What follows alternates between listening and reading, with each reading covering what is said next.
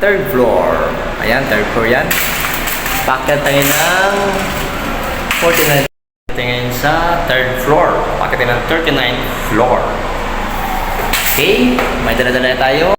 May dala-dala tayong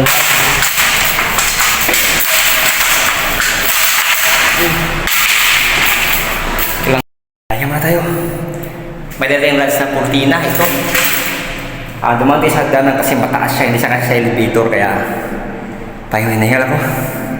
May 7th floor na to. 7th floor. Ayun na po yung bagong ginawa ni Pangulong Digong na tulay.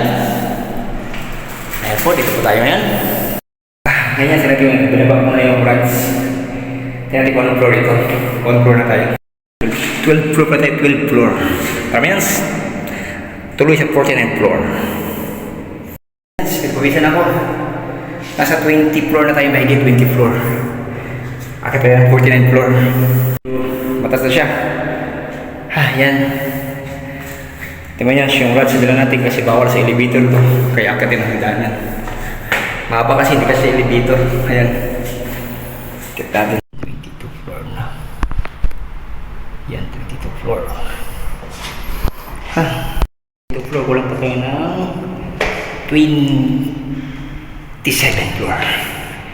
Tara, go to 49th floor. Pawis.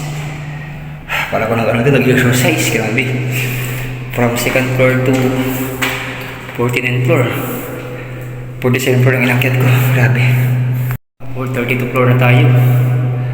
Ayan, 32th floor. Ito na yun. Ayan. Ayan sa labas ng condominium.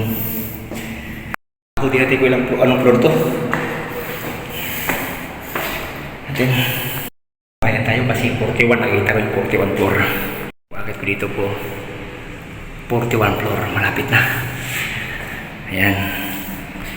Hindi kasi sa elevator yan. Kaya nagdala natin sa 49 floor. Ayan. Diretso na siguro tayo. Para taas na. Diretso na. Ang pawis to.